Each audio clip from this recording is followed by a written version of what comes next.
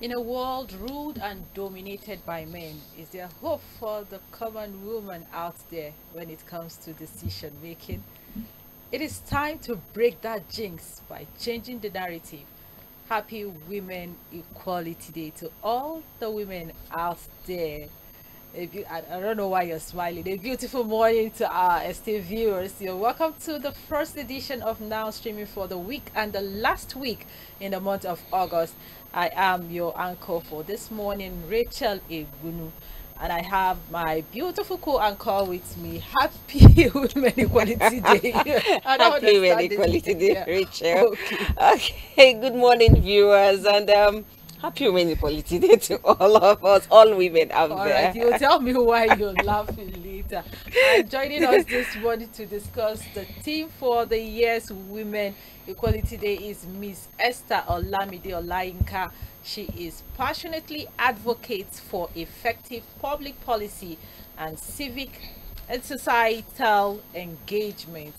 She was one of the students from Unilori, who participated in and won the first ever youth trade debate at the African Continental Free Trade Agreement Symposium at Lusaka, Zambia in 2023. Wow, that is a good one. Yeah. And it goes again. She and the team presented a policy on what steps to take in the first stage of the adoption of the Africa Continental Free Trade Agreement. She was the deputy co-adjudicator at the Commonwealth Universities Debating Championship 2024 at Kigali, Rwanda, where various issues about Commonwealth countries were discussed and solutions suggested. She's currently a Doha debate ambassador and organizer, Capital City Debate Tournament. Thank you Wow, very you're much. welcome. Thank you. And well done. Thank you very much, ma. Thank you for It's coming good to to the have you. program. Thank you. And she has a beautiful smile. She does. You know me, women supporting women. Yes, I please. yeah. Yes. Okay, you're welcome to Thank the you very program. much, ma. So viewers, remember that you can join the conversation by calling the number showing on your screen and sending your comments through our various social media handles. Your thoughts are always welcome. If you are just joining us, this is now streaming on ACNNTV, and we've had a wonderful first section. Ladies talking about politics in Nigeria and all of that. So I'm still promising Njoku-Adibe co-anchoring with Rachael Egbunu, and then we have a wonderful sound. I love it when I see ladies doing exploits, and she has made me so happy. I think I should change my name to Esther. Oh, You know that's my mom's name. So we have beautiful Miss Esther Olamide Olayinka here in the studio, and then we're going to be talking about Women Equality Day, and then Sweetie, are you ready to talk to us about it? yes, I'm ready. So now let's look at gender equality here now. But before I tell you that, I want to encourage viewers to please feel free to call in and let's have your thoughts, share your thoughts with us. And if you can't call in, please send us comments on any of our social media platforms. They're showing on your screen right now. You know, you're part of this conversation, so we want to hear from you. So back to you. We're talking about gender equality. So why is this thing so important? Because in Africa, we grew up knowing that, the woman is always the submissive one. She's and the man is the dominant one. So why are we talking about gender equality? And then maybe you add to why we're celebrating today. Okay. This is a very interesting topic because I think I was probably born a feminist. Okay. Right from when I was young, I didn't just like the fact when people tell me, "Oh, you can't do this because you're a girl." Like, oh no, it's awkward. And I grew up in a very open family too, so a lot of times I would walk up to my parents and be like, "I wanted to do this in school today, and I was told I can't do it because I'm female." And my mom would be like, "Don't mind them. Do you like it? Yes, then do it."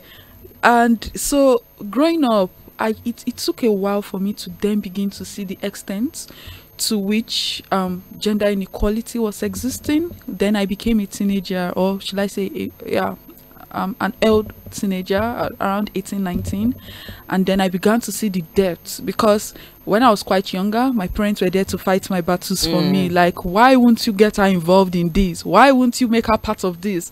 But then I was getting to that stage where I couldn't fight it on my own, and my parents were not there to fight for me, and it was now left for me to begin to stand up for myself. And that's when I began to realize that, oh wow, I am at a disadvantage. Yeah. So that's the thing. When you talk about inequality, it's far more than just saying men are dominant, women are recessive. It stems into the opportunities that women then get simply because of that narrative that exists in the society. And that is why you see most women don't even want to abide by that narrative, irrespective of what the reason for the narrative is. Simply because you are seen as recessive, or someone who should not talk loud, who should not act strong. You don't have access to some jobs, you don't have access to even some type of education, even if you're qualified. Even if you are qualified. And that is why women Equality Day becomes then so important, because women have come a long way from the times where we are considered as properties in some centuries ago, to the times where, okay, you're not probably a property, but you can't then own properties, to the time where we can't travel without having a male counterpart with us or a written permission. It's been good. Like, we've come a long way actually, and we can't invalidate what we've achieved as women. Sure. And that's why it's worth celebrating, and that's why days like this are important to all women, even to women who would want to disassociate themselves from feminism or from female equality talks. The fact that you can say, I have a choice, I don't want to be involved in this, is something that you should celebrate. There was a time where that choice didn't exist for women. We just abide by what we make the choices. Yeah, exactly. So right now you can even say, I don't want to do this, I don't want to discuss women equality. Then you don't have that choice, irrespective of whether you believed it or not. So yeah. I know of a country where women don't even drive. I think it just happened of recent that okay, you can now start driving and stuff like that. There are places where women don't even show their faces out. They don't. I think most times those are more cultural, and it becomes quite difficult to then have to discuss it sometimes, because it's most of the time ingrained in religious and cultural context. But what I would just say is this: irrespective of whether I am considered strong or not, that doesn't mean I shouldn't have access to be able to transport myself to even things that are women things, or that doesn't mean I shouldn't have the access to be able to express myself. You know, sometimes we just look at it as just driving, but driving in itself can even be a form of expression, or can be a tool for you to express yourself. So imagine me having to want to come here, for example, and I can't drive. I have to wait for someone to bring me here. We'll probably not be having this discussion. True. And I've just shut my voice out. And yeah, that's why things like that we think is not important, what is there about driving, it's sometimes so important to your expression, to your existence as a human being. And that's something we should Okay, now as a woman, what makes us strong in the midst of all this men dominated and ruled by in the world we are now? And how can we as women stand up for each other?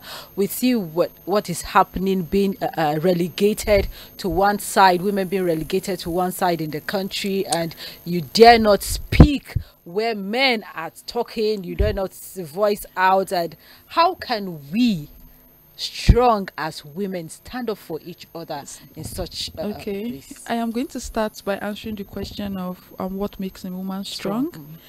I think whenever we talk about strength, We always go for physical strength. We always see physical strength. And mind you, there are women who can probably beat up some men. Exactly. So in terms of in terms of physical strength, we actually do have strong women. But strength also comes with intellectualism, and that is something that we don't pay attention to. And that is also something that leads to a whole lot of societal issues we are probably having sometimes. When you look at some countries, or countries that are more progressive in terms of women and the strength of women, you'd realize that they were able to recognize that this woman might not be able to throw a punch. She might not be able to carry 10 bags of cement, but she probably have the mental capacity to discuss. And those are things we see in Nigeria. Actually, there's a reason why your father can probably not do things without asking your mom for her inputs, because of she will probably think about things you can't think about. Deeper. Yes, and that really tells you. And considering the fact that women also have been told you are the weaker vessels, so, you have lesser strengths than men. If you look at it, you find most women being so mentally capable because we are then forced to be thinkers, and that then answers the question of what makes a woman strong. So this is even taking the best case scenario of most patriarchs when they tell you you are weak. And this, oh yes, I can be weak in strength, but when it comes to thoughts and ideas and providing solutions to family matters and even matters outside of family, I am strong, and you should probably listen to what I have to say and listen attentively because I'm probably giving you a solution to your problems. And considering the fact that all of these things we talk about, project management and all this monitoring and evaluation, and most of all these career paths that we see popping up these days, are all having to do with mental intellectualism. It doesn't have to do with how many bags of cement you can carry. Sometimes it's just what is the advice you probably give to this person that gives them a business advantage. Financial analysis, business analysis, all these things are now more intellectual than physical strength. The world is having a lot of AIs that will probably carry our bags of cement and bags of rice and all of those. Exactly. So it's then who will make the AIs and who will be able to control the AIs, the brain, and that's what makes women strong. So how can women then support women? This is also a very funny thing to me, because few months back, I just sat and thought, and I even posted it on my WhatsApp status, and I was like, do you think women supporting women is a myth? Do you think that it exists? There were a lot of responses I got. Some people said it's not true, and some people said it is true. And the people that said it's not true, what I could take out from that is there is now this thing people are trying to do in terms of inclusivity, where they create quotas. So there is slots for 10 people. They will say 1 slot is for women. And then I just talked about the amount of capacity women have.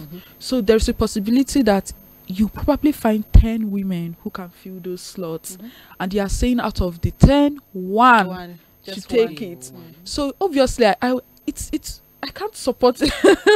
It becomes difficult because we are two friends trying to get a position, and it's just one slot for us. One has to go. Obviously, I have to prioritize myself in things like that. So it becomes quite difficult to then see women having to support women in scenarios like that.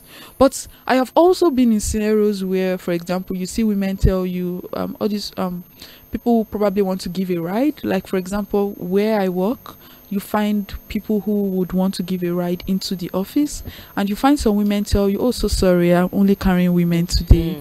And or you find some women saying, oh, she's a nursing mother, so we probably have to have a nursery in the office, or stuff like that. That still shows you that there is some support going on already, but it can probably be more. So how do you support women? Please patronize women business. I'm not saying you should exclude men, but don't have this narrative of saying, I'm not going to enter that car because it's a woman driving it. I have people like that who will tell you, no, she will not drive so fast on the expressway, so I'm not entering a woman's vehicle. Or you see people who tell you, I can't use a female photographer because she'll probably not take it. I think it should be your priority as a female to always try to support female businesses, because it took a whole lot for them to get to those stages. Yeah, I just kept smiling. Right? Yeah, just bringing out a dishing it whole out. lot of Yes. because women. I wish we know the kind of strength we have. Like she pointed out, not the physical strength. Even though we have some women that can knock out some men in just one punch, But then the intellectual strength God has given us. I used to wonder.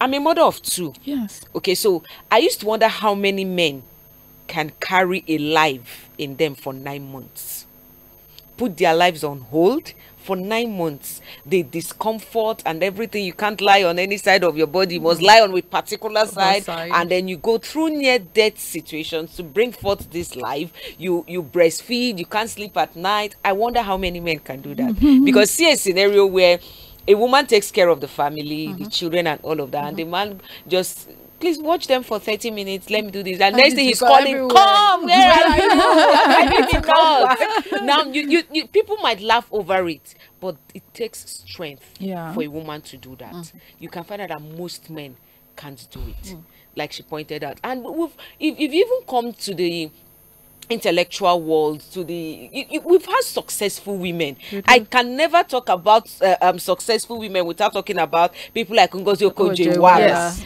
Oh my God, that woman there's no country you mention that woman's name that they won't know about her. Exactly. She's a Nigerian. Yes. If her parents had said, oh, she's a female, let's not train her, we would not have been hearing about Ngozi Okonjo-Iweala today.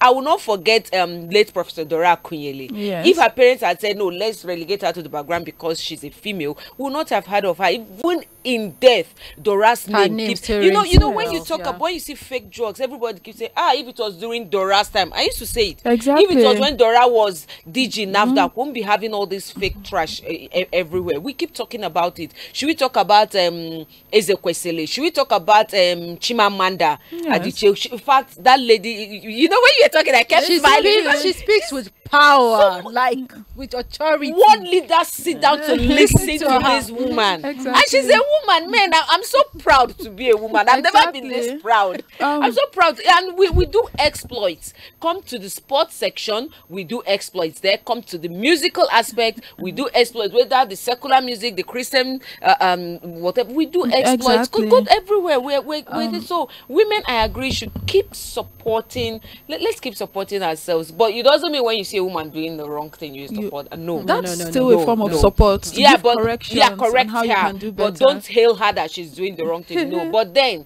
women, we're stronger than we think. Exactly, we are. Yeah, we are. Okay, now to the theme of this year's celebration, it says equality starts with empowered women. So will you say that women are not doing enough to empower themselves? Okay. I am going to cite an example. There was once a Prime Minister of Britain, of UK rather. I'm trying to recall her name. She's a very popular politician in UK, and when she got to be the Prime Minister, everyone was so happy. Oh God, a woman at that position, and all of this. And can you believe the whole of her cabinet member were males? Oh wow! And Maybe getting a woman as a prime minister, you'll be thinking, okay, she will fill her cabinet with female. You might not even need to fill your cabinet with women, but probably empower other women to get to that position. And the irony is, since she's no longer the prime minister, it has all been men who has been prime minister. That means she left no empowerment. And that's even UK, even in Nigeria, things like that happen. A lot of times you see women attain heights and it's always celebrated, but there's little to no empowerment going on to other women to always get these positions. And I think that's why this thing becomes important. Anywhere you find yourself as a woman, you don't need to be the Okonjo-Iweala of that position. You could just probably be a manager or the sales rep of a particular company. You can just be holding a position. Try as much as possible to make sure you are engaging other women to get to those particular positions, or to find their niche and make sure that they engage in those niches. I think that's something we should prioritize as women. And that is something I always see some women do. and it's actually even being encouraged. Like right now, if you probably want to apply for grants, you would see them saying that you must probably have women being involved, or youths, or like they. So there is a benefit in doing that, because to be sincere, the reason why we've gotten thus far as women with equality issues is the ability for us to do it together as women. So look at it this way: the ability for you to probably have a successful tenure as a manager or as a politician or whatever position you are holding stems from when you have other female supporters. It means that when you are advocating for issues, you have people who have that incentive to want to advocate with you, because you held their hands and led them to that is one thing men do with the bro code.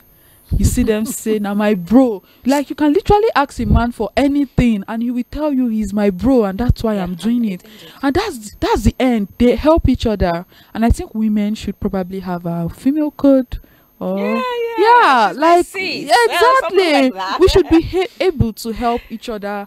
I think that's what's giving part of one of the reasons why Hamala is having an edge over what's his name, Trump, over there, because she has a lot of females supporting her, and I'm sure she'll do exploits. Okay, well, viewers, please feel free to call in. We want to hear from you, especially the females. Okay, the males too, you can call in. We're not being biased, but exactly. You have a mother as a woman, you have your sisters, your wives, and your daughters, exactly, or your girlfriends too, or your colleagues that are females. I'm sure they treat you nicely. Okay, so I know time is fast spent, but then I want you to talk to us about your forthcoming project. Okay, talk to us about it briefly, and then still tell us what exactly inspired you to go for it. Okay, sure.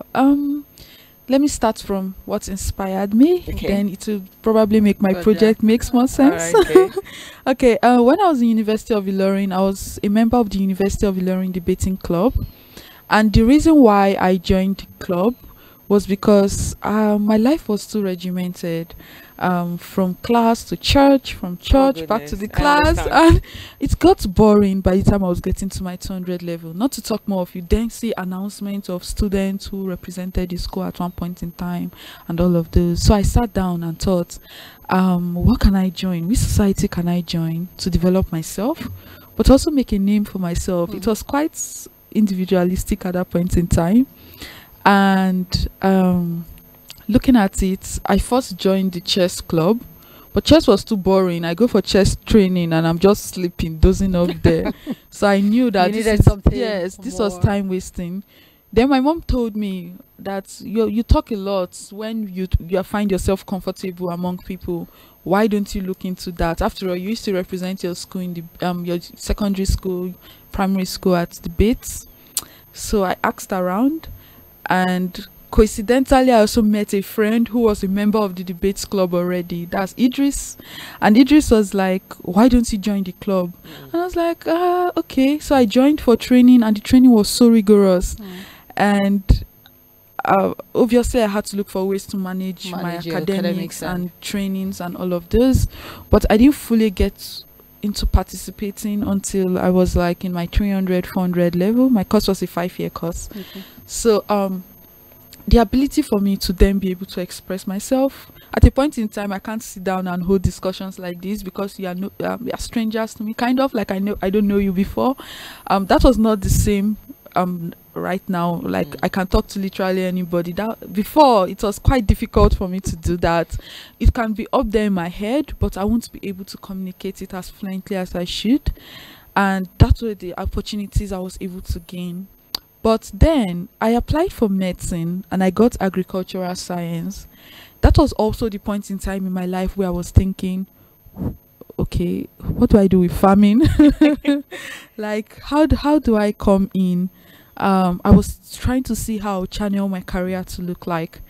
And that was why the African Continental Free Trade Agreement Symposium became a turning point in my life, because I was able to meet agriculturists, I was able to meet females, I was able to meet people who communicated in a way that, oh God, you would want to listen. But most importantly, it was able to make me see how I wanted to channel my career. I wanted to be someone who is advocating for public policies, especially agricultural policies. And that was why I decided that, now that I'm serving, I need to carry out a project. And it has to do with making students understand the essence of having to communicate, of having to talk and listen.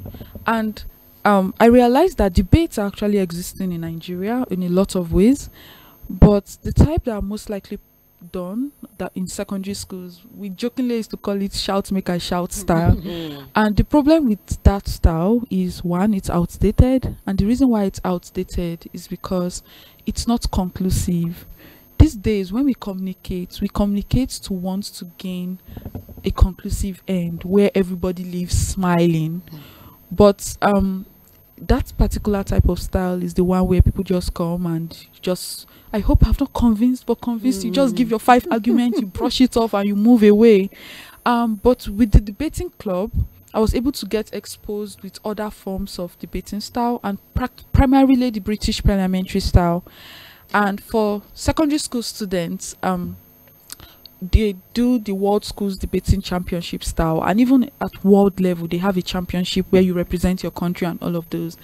And I realized that a lot of schools don't even know about it, and that's why I decided to train some students, and then we have a finals. Okay, and okay, now for the program, now we're running out of time, sorry. Yes.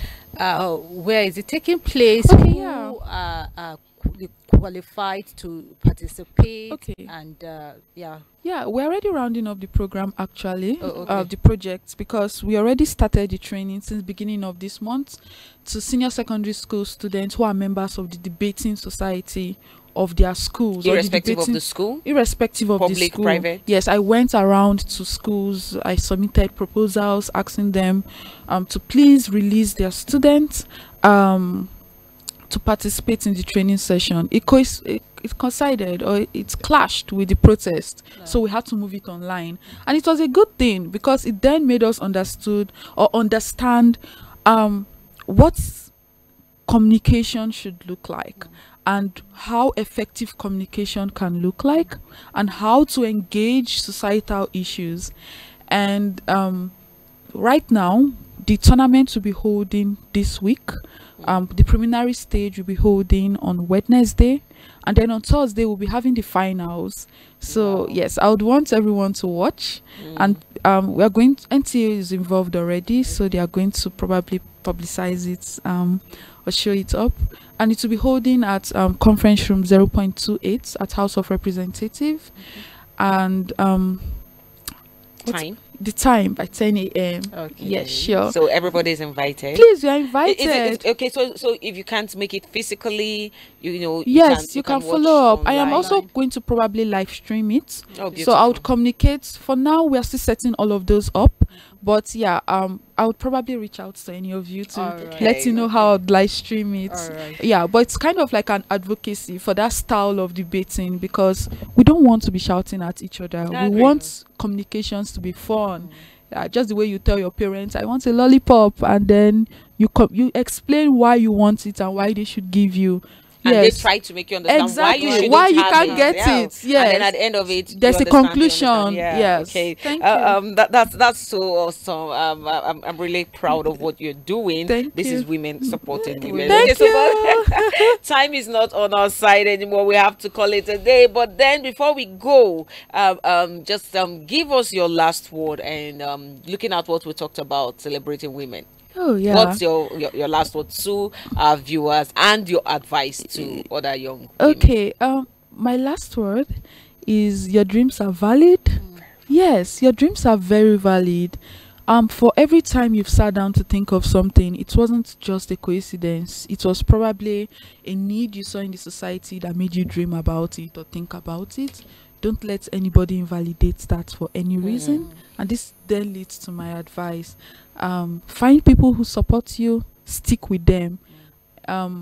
You are good at something, develop yourself in it. Don't let anyone invalidate it. Beautiful. Thank you very much, Miss Blessing. Like as if we should just continue talking and talking. And thank you for all you're doing. Yes. Pray the Lord will Amen. go with you and send help to you. Amen. And you will not get tired of what you are doing. Amen. I can't wait to see her on the global screen. Yeah, Yes, please. Congratulations in advance. Thank you very much, And ma'am. thank you to our viewers for keeping up with us. Like she said, your dreams are valid, and if you've not been proud of being a woman, this is the right time to beat your chest and say yes. God didn't make a mistake making me a woman. Yeah. I am proud to be one, and don't just be proud.